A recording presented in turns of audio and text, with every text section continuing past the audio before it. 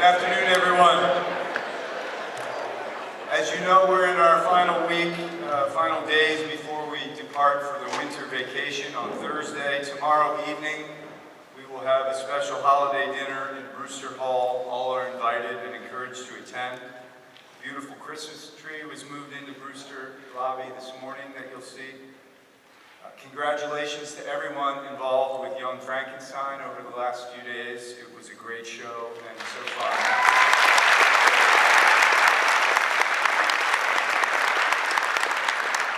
I'd like to mention that a fantastic member of our staff, Mary Ellen Fitzgerald, will be retiring at the end of this calendar year.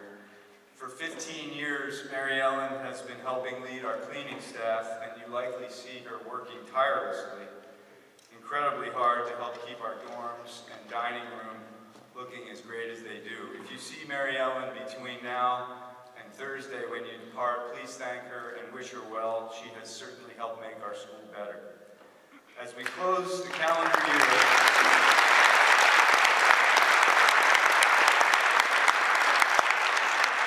I encourage you to stay disciplined and work hard during the next few days so you can enjoy the holiday season and rejuvenate before we resume here on January 4th. We will begin today's chapel with remarks from Devin and Steph, and after Katya speaks, you will all be excused. Welcome.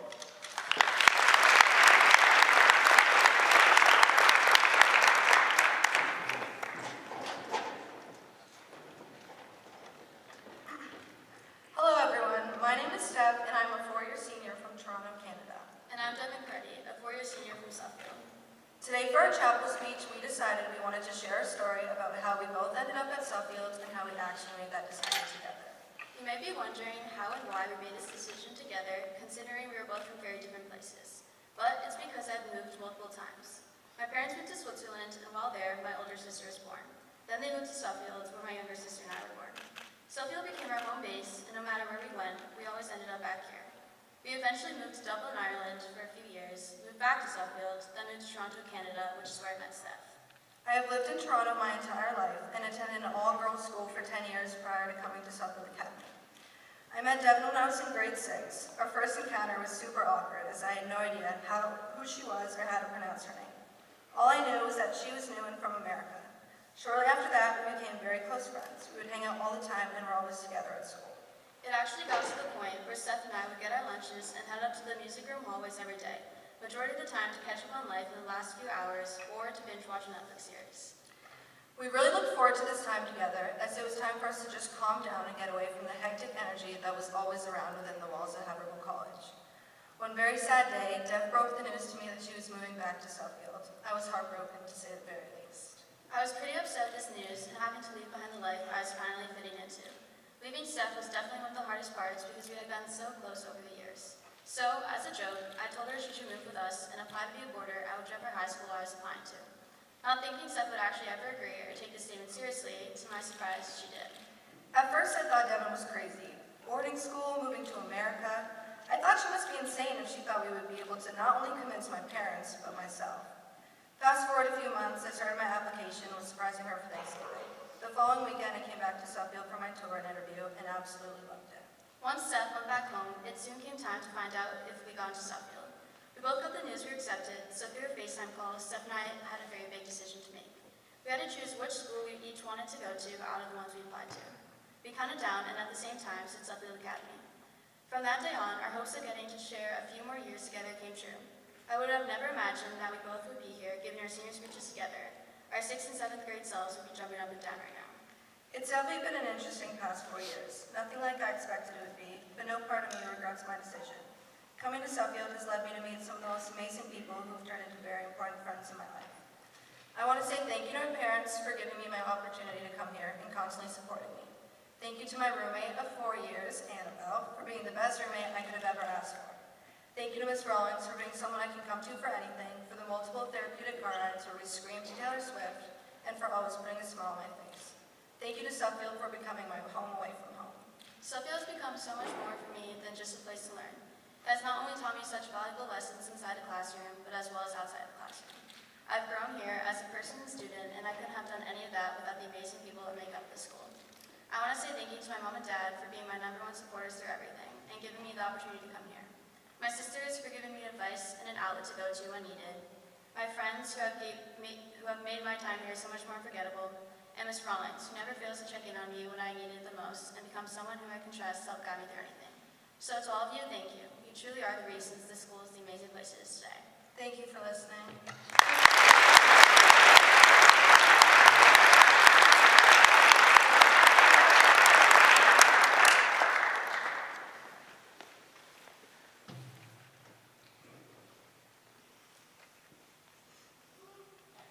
Hi Suffield, my name is Cara Hayes and I'm a 4-year senior from Granville, Massachusetts. From my gran, I learned the true significance of gardens. Until I was around 8 years old, my grandmother would travel from Scotland to visit my family here in America during the entire month of June, and it was tradition for the two of us to fix up the garden in our front yard during that time. I distinctly remember putting on gardening gloves far too large for my toddler-sized hands, and grabbing the hand trowel from a green bucket labeled garden tools that required the strength of both of my arms to lift it. My job was to dig the holes for the flowers in their designated sections of the garden. Then, Gran would take my hands in hers and we would plant the flowers together. She would tell me how gardens are incredibly precious because they encourage pollination, purify the air, supply small communities with fresh food, and can even prevent pollution at water treatment facilities. Gardens are also undeniably beautiful, something that Gran did not need to teach me. In this way, the human mind is a lot like a garden, as it contributes much beauty and many benefits to the world. However, like a garden, difficulty arises in its maintenance. People must cultivate and cherish their mind with the proper sustenance in order for it to thrive. As a child, the time when my gran was still around, the garden in my mind was perfectly fine. I had a wonderful childhood, life with 4 older siblings and countless pets ranging from dogs and cats to hedgehogs and horses was never boring. I was a perfectionist before I even knew the word, but it was never really an issue. I tried my best at everything I attempted, and I was continuously satisfied with my results. Even the years of my childhood after Gran had passed were good. Despite the garden in our front yard slowly wilting, my mind still flourished and I was able to grow with every new encounters with the ups and downs of life. However, my perfectionism grew exponentially as I matured and entered high school. My brain told me I needed to simply be the best. In order to achieve this utter flawlessness, I stopped providing my garden with the proper nourishment. My brain kicked into overdrive and I was constantly displeased with myself because no matter what I did, I wasn't good enough in my eyes. This persistent discontent caused the contents of my garden to slowly decay. The bright flowers assumed a gray hue and the plump fruits softened from rotting, as did the vegetables. In order to ensure the world did not view the wilting of my precious garden, it was as though I dug up the withering plants, locked them away in a bin out of sight, and replaced them with vibrant fake ones made up of synthetic materials. Although the health of my mind was rapidly decaying, nobody knew any different, and I liked it that way. I did not want anyone to know that I was not perfect, so I presented a fake show to the world. Over a short amount of time, however, the deterioration of my true garden had accelerated dramatically after being uprooted and deprived of soil, sunlight, and water. Yet the garden that the world perceived was as beautiful as ever. I had straight A's, many friends, and seemingly no worries. Yet I dreaded waking up every morning. I struggled to take care of my body and my living spaces. My appetite fluctuated, my sleep schedule vanished, and the state of my bedroom was a constant mess. All things I used to be able to manage with ease. The now rotting garden that I have successfully hid from everyone was still an integral part of me and the way I lived, but it was an aspect that no one saw. I was not perfect, I was struggling, and I didn't want anyone to know. The facade of my fake garden, of my fake happiness, of my fake stability, all to project perfectionism onto the world, placed me at my lowest. Recently, I've come to realize that perfectionism is both a fortunate gift and a twisted curse. With the praise for good grades, personal best times, and an unfaltering smile, comes incredible hard work with little to no satisfaction and a constant burning fear of failure. However, this is just the way my brain is wired, the way the plants in my garden's roots are intertwined with the rich soil. No matter how much I might try to modify the inner workings of my garden, I cannot change their connection with the surrounding environment. Thus, I have abandoned my disguise, replanted my withering flowers and decomposing fruits, and began properly nourishing them again. They receive plenty of water, nutrient-rich soil, and sunlight. My garden is not the superb state that it once was when I was a child, but it's growing a little more each day, although I still have a long way to go. I still have plenty of days where my garden houses an occasional dandelion or a slightly deformed daisy, but but I'm learning to accept this because nothing is perfect, and it's the growth that matters. I now know that there is nothing worse than putting on a fake display for people, as it only harms yourself. If there's anything to take away from my speech today, let it be that it is okay to not be okay. If you need help cultivating your garden, please reach out to someone who is able to lend a caring hand. Your mind is most powerful when given the proper nourishment, so make sure that it gets it. I want to thank everyone that has helped me nurture my garden and become the person who stands before you all today. Thank you to my teachers, advisors, and coaches for supplying me with incredible knowledge and being the backbone to my garden's growth. Thank you to my family, especially my parents, for accepting my garden with whatever state it is in and supporting me while it regrows. Mom and Dad, you have provided me with countless incredible opportunities, including learning here at Soutfield, and make sacrifices for me daily. I know it has not been easy to drive me to and from school, swim practices, horseback riding lessons, and swim meets for 18 years, yet you do without any complaints. I'm so special to have a family like ours. And thank you deeply to all of my friends. I cannot adequately put into words how much you all mean to me. You are the first people to lend me an extra bag of soil or a watering can. You are constantly checking in with my regrowing process when, I'm sure, you all have other things to tend to. Thank you for taking time for me and putting countless smiles on my face throughout the past few years. Remember to cultivate your gardens. Thank you everyone for listening.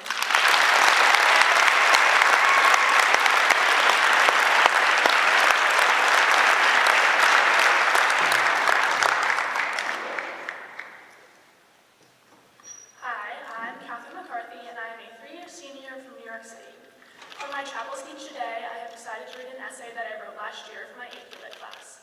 To preface this essay, I would like to say to my swim coaches, Mr. Lowe, Mr. Lynch, Mr. Bullock, and Ms. Rawlings, it's not you, I promise, it's me. This essay is titled, Not a Swimmer, Just a Girl Who Swims. I really do not like swimming. The way my body moves through the too cold water, slow and staccato, my elbows shutting out at all different angles, far behind the rest of the swimmers in my lane, about to be lapped by one of my teammates, who cut through the water as if they had gills. My self-diagnosed asthma forces me to come up for air every 3 strokes, which leave me gasping at the end of each set, barely able to focus on the blaring pop music playlist above the sounds of my breath and the rhythmic movement of my chest. My bright blue swimsuit is too tight. Even though I hate swimming with every bone in my body, I have been swimming somewhat competitively since the 7th grade. Always the worst on the team, I felt as though I offered no value besides most improved by the end of each season. Before races on the blocks, my face always heats as people cheer my name. I inhale big gulps of air, afraid of passing out in the water. I bend down to touch the blocks, ready to dive directly into the synthetic blue water below, my mind racing miles a second. Knowing that my body cannot keep up with my mind, I tell myself to pull it together. Through this repetitive action that happens twice a week during meets, I begin to make realizations in the pool during my races, my mind slowing down as my body speeds up. I'm not swimming for my team. No, I'm swimming for myself. Well, yes, I'm swimming to try to win, but there's absolutely no expectation for that. I'm always slated to come in nearly last place, seconds behind everyone else. Throughout each season, I make my way through practice, salty tears staining my mirrored goggles, steadily improving my endurance and pace. I began to feel proud of my tiny improvements, suddenly aware that I did not present myself as a weak swimmer, slowly inching towards a victory for myself. The graceful mediocrity of my stroke showed improvements as I started to glide my way through the water rather than attack it. My coaches started to notice and commented on my improvements. Pride burst through my grinning teeth when it complimented on a set I did particularly well on. Then, another Saturday swim meet, 100 freestyle second heat. A pity heat during one of the most important meets of the season, leaving room for not-so-serious swimmers to showcase they are better than the average Joe times. I walked towards the block, uncomfortably aware of the puddles on the floor, the cap that was far too tight on my head, and the goggles pinching my nose. Conscious of all my senses, hyper-fixated on the world that seemed to be spinning around me, I stepped up to the block and heard the blaring megaphone announcing my event. I felt myself inhale all the oxygen in the room, my heart beating out of my chest, and prepared to dive in. I heard the beep, signaling the start of the race. I dove into freezing cold water, savoring my last breath. I swam. My legs felt like they were on fire, and my mind started pushing my body to move faster, feeling the swelling energy course through my body. My kicks were frantic, as they always are, and my arms were somewhat controlled. Turning and flipping, my feet hit the end of the pool, propelling me towards the other end. My face purple, my lungs betraying me. I pulled myself to the edge of the pool, slamming my hand on the touchpad. I looked up, vision blurry through my goggles. I had won. Maybe, I thought to myself, maybe I don't hate swimming after all. Thank you.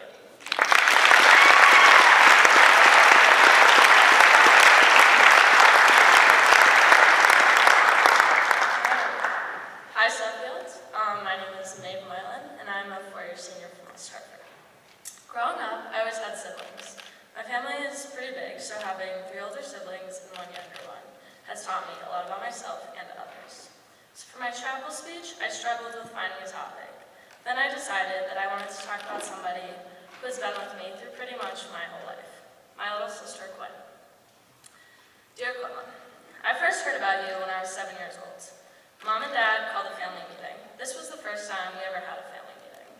Declan, Marin, Eamon, and I are all squeezed onto the green couch in the living room. Everyone was pretty confused on why we were having this meeting. Mom and Dad were standing in front of us grinning. They handed us this black and white photo of something. Me, being my 7-year-old self, never having seen an ultrasound, got so happy. Finally, they listened to me and got me a pet squirrel. I was pumped. The thing in the picture looks like it was a squirrel. It was little, looked like a ball. I was getting my dream pet. Not really sure what made me want a squirrel, but I just wanted one. And I screamed, "Oh my God, we are getting a squirrel." Mom's face dropped. She looked terrified and confused. She looked at me and was like, "No, you're going to be an older sister." Mary was the only one who understood what it was. Mom lifted her shirt to show us her bump. My face dropped. I would no longer be the youngest? What was this? Everybody was so happy. I was stunned. I left the room. I just couldn't believe that I would not be the youngest anymore. Why did they have to have a 5th kid? I wanted to be the youngest. You know, I got over it. Once you were brought home from the hospital, I couldn't leave you alone. I got over not being the youngest pretty quickly. I had a mini-me. I don't know what I would have done without you. You were always there to play with me, no matter what we were doing. I wanted to take this time to tell you how much I love you. Tell you how much you have changed my life. You have always been there for me. You make me laugh every day. You have taught me so much about being there for somebody, and have also helped me become a better person. Whenever we would play together, we would always argue over Barbie cars or some little thing. We had the nice pink Sharpay Evans car, my absolute favorite car, my dream car. And then this blue car that was like missing the wheel and the windshield. Did not pass any safety thing. And how could I put Barbie in that car? Come on. We would always argue over who could play with the car, until finally, Mom got you a new car. A pink car. This car had no scratches and would light up. I had no interest in my car now, and I wanted to play with yours, and you had no interest in my car, so it was kind of tough. But having a younger sister has taught me a lot, and still is. I'm still learning to share, which is not always the easiest thing. Since we would always play together, we had the same toys. This meant a lot of sharing. Honestly, if you were a squirrel, I'd still have had a friend. I just wouldn't have to share my toys. Not only did I have to share my toys, but as well as the spotlight. Mom always calls me her first youngest. Not really sure how to take that, but I got over it. But when you were born, I had a lot of free time. With Mom always having to be near you, and everyone else doing something, I spent a lot of time on the photo booth. Whenever I would make my videos, your little head would pop in the screen. But I was starting on my vlogs. I just couldn't be distracted. But your little features in my video now make me laugh. But back then, I would get annoyed with you that you would try and take over my screen. When I think of growing up, I never am without you.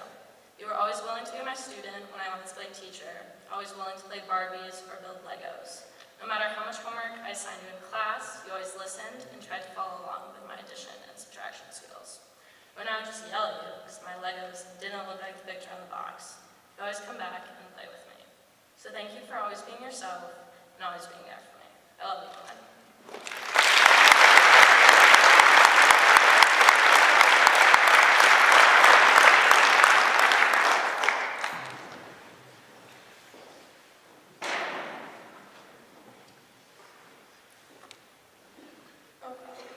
Sorry.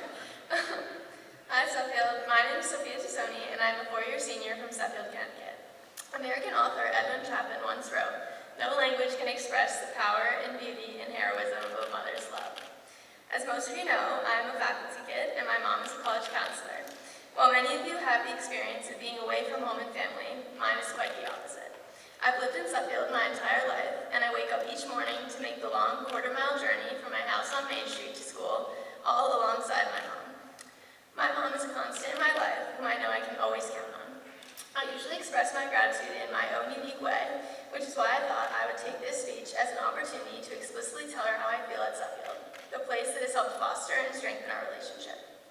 I've managed to keep this speech a secret from my mom, which was very difficult, but I wanted it to be a surprise to express how much of an impact she had on my high school experience, both at Suffield and at home. My mom's office is one of my favorite places on campus, and I stop by there almost every day, sometimes just to say hi, or other times when I need something. I can distinctly remember a particular day of my junior fall. I had just received the news that my grandfather had passed, and my mom immediately texted me to come to see her. I arrived at her office, and we ate lunch together, sharing memories of Papa. We highlighted some of our happiest moments with him, and she gave me a hug before I returned to class to finish my day. Equally vividly, I remember the first time I did well on biotest last year, and how the first place I thought to go to was her office. She matched the pride I was feeling, telling me how hard work pays off and how she was proud of me. The ups and downs of our family throughout our life, specifically my high school years, have brought a variety of challenges, but one thing is clear as I approach the end of my time at Suffield. They allow me to strengthen my relationship with my mom, who is the person I value most in the world and my best friend. I cannot imagine how I could have gotten through these last 4 years without my mom by my side, being my rock and providing me with the best advice, no matter how stubborn I may be on taking it. The way she manages to always be there to support me, despite all that she is going through as well, will never stop amazing me.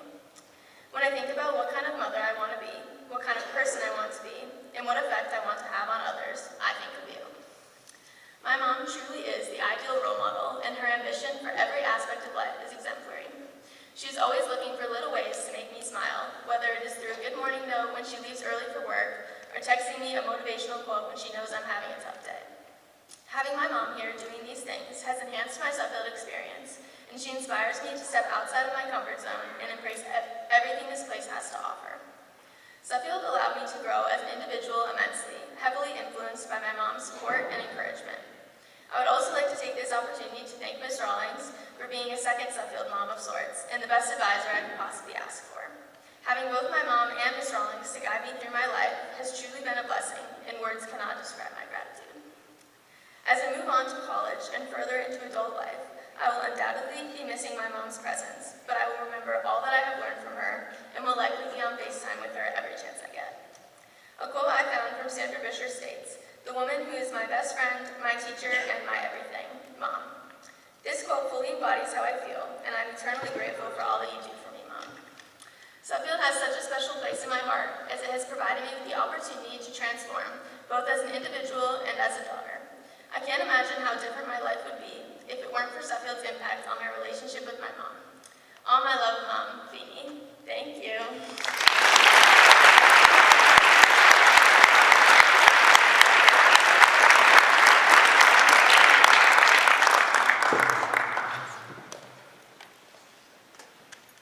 Hi, Suffield. For those who don't know me, my name is Jason Yuan, a 4-year senior from Wuhan, China. It was very hard for me to pick stories from my infinite fond memories for this speech, because there were just too many. Suffield has been an incredibly special place for me. First, I will talk about dorm life. Unfortunately, over my past 4 years, I've locked myself out of my room many times. Sometimes it hasn't been convenient, and sometimes it has turned crazy. Last year, my junior year, due to COVID, Burzan and I stayed in the quarantine house across the street during the Thanksgiving break. For some reason, maybe because Fuller smelled better, I tried to hide in Fuller and sleep in my own bed for several days. One night, I got locked out. All I had was a towel. I knocked at Mr. McMillan's at his power store. No response. Oh, no. What am I going to do? Am I going to sleep in the common room for the whole night? No, absolutely no. How about the cleaning staff react when he finds a half-naked man lying in the common room during the break? I decided to find my friend Bruce, who was hiding another door, Spencer. Imagine how it felt walking down South Lane on a cold November night with no clothes and shower sandals. I know, I prayed in my heart, don't let campus security find me. It will be so weird. Like a panda, I move along the wall, hid behind the tree, and even climb the ground for a short distance. Ultimately, my journey was successful. I got into Spencer and Bruce's room. However, the next morning, the guy I met was not the cleanest stuff, but Mr. Lynch. Wearing Bruce's coat and pants and walking from Spencer, we encountered Mr. Lynch. You know you are not supposed to sleep in your room, right? He said. No, we didn't. He sounded so chill. But I learned to be more careful about keeping my key with me, because it isn't fun to be outside in a cold with no clothes. Most importantly, I learned the power of friends, because my friend helped me. I have other great memories about sports, particularly basketball practice. It was always a great cross-country practice on the basketball court. I have so many memories of Mr. Ward's powerful words. Everybody baseline. Squeeze up. Because Jason needs the layups, you guys need to run again. Pass the ball to Jason. I run a mile at 5 a.m. every day in college. I also want to talk about soccer. I scored twice as a defender. They were actually good shots. For the most beautiful goal, I lifted my body, straightened my legs, and just reached the ball coming from behind. The ball traced a beautiful arc through the air, past the attacking goalkeeper, and straight into goal. What a goal. Yeah, what a goal. Except it's our own goal.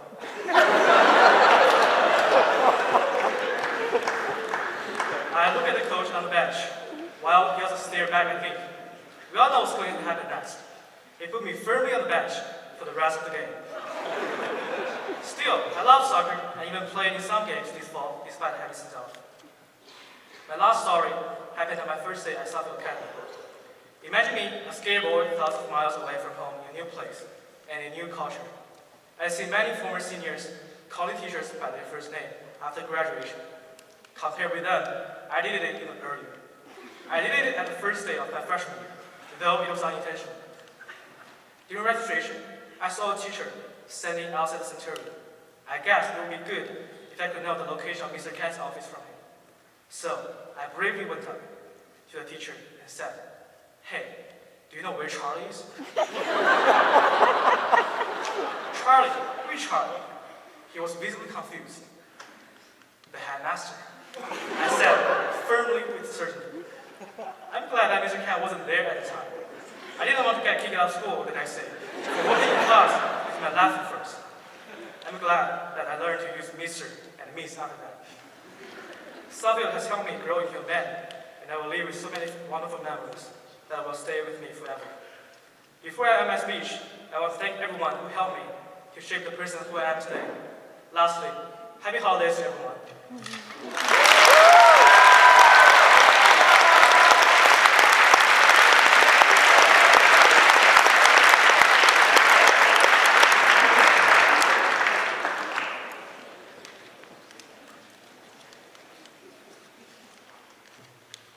There is a catastrophic mistake a cycle student can make. Sure enough, at first, you will be happy. You will believe your decision is smart. You won't even think about the dangers. After all, everybody talks about how amazing it is and how you should definitely do that. Seniors praise it in their chapel speeches, and underclassmen listen and believe. They all are naive. They don't know that their happiness is finite and that the joy of today will turn into tears of tomorrow. Nobody even suspects that the most devastating mistake is making friends. I had no idea I was stepping into a trap when I befriended Norman Slade last year. Don't get me wrong, I had a blast. After a quick getting to know each other's face, we became best friends. Every day I would tell everything that was happening in my life and tell him what he had to say in return. I had his support whenever I needed it. I liked Norm's company so much that I would barely spend time with anyone else. Why would I?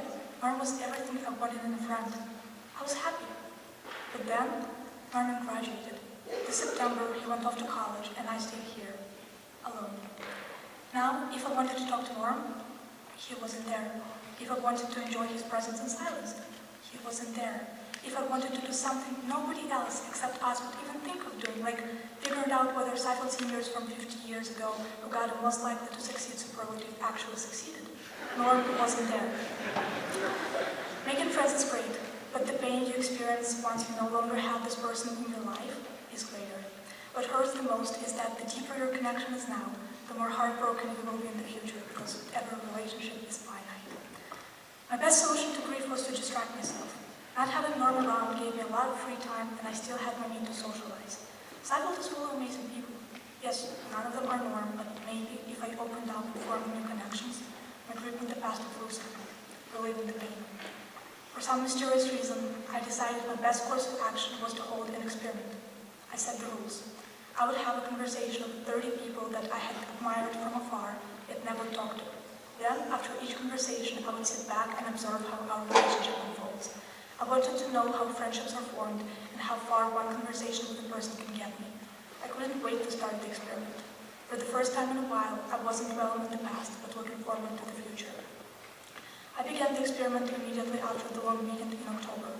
By that time, I knew I would talk about it in my chapel speech, no matter what the outcome was going to be. I assumed that the people I had chosen would want to know if they were in the experiment. To mark each person, I decided to offer them gum during the conversation. So if you're sitting in your seat, remembering how I offered you gum sometime in October or November, congratulations, you're part of the experiment. Before I started, I believed that I knew exactly how the experiment will turn out. However, several unexpected things happened. For example, my biggest conclusion was that in order to develop a strong relationship, I need to interact with the person regularly. Remarkably, I haven't spoken to many people since the initial conversation, even if it went great, simply because we were never in the same place at the same time. On the other hand, the experiment gave the best results with people I see every day, whether it is in class or at the dinner table. Before the experiment, I was afraid of having conversations with people I barely knew, like what we're supposed to talk about. But looking back, I realized that in the long run, it didn't matter how that first conversation went. The only thing that mattered was the sustained, regular attention I could give that person. Another outcome was that I wasn't able to have a conversation with all 30 people. Instead, I only did 13. I was quite disappointed in myself, but then I realized there were two explanations for this failure. First, it was challenging to encounter people when they're free and alone. And while I could pull a freshman out of their friend group saying we need to talk, watch their horrified eyes for 3 seconds, and finally explain that I want to get to know them, I wasn't brave enough to do the same with a senior. But I also ran into a way more interesting obstacle. As I said, the reason why I held the experiment was that I needed friends. Once I acknowledged this need, the universe decided to help me out. 5 days after I started the experiment, I accidentally joined a friend group. Somehow, at the same time, I managed to befriend half of all freshmen and sophomores. Wherever I went, my relationships with people bloomed. It was so unusual to go from socially underwhelmed to socially overwhelmed, and at times it felt like I had too many friends I wanted to spend time with. In such conditions, I couldn't make room for the experiment and the remaining 17 people. Did it mean my goal of making friends was accomplished? Compared to my September self, I am certainly in a better place. Still miss Norman, of course. My grief didn't suddenly disappear, but it became less painful, and for that I give credit to the wonderful people of Cycle. I want to thank every person who has been my friend this year. I'm very grateful to have all of you in my life. Maybe I'm being foolish, but I choose to make the catastrophic mistake again. I am aware that I will go through another devastating round of grief once I receive my high school diploma and watch the sunset for the last time, realizing all my friendships will turn into memories and occasional reunions. But I have 6 months until that moment, and I try to convince myself that it is plenty of time. Plenty of time for deep conversations, plenty of time to have fun, plenty of time to get to know someone inside and out, plenty of time to form connections I will remember for the rest of my life. Because maybe, just maybe, I will avoid making another mistake. The second catastrophic mistake a cycle student can make is not making friends. Thank you.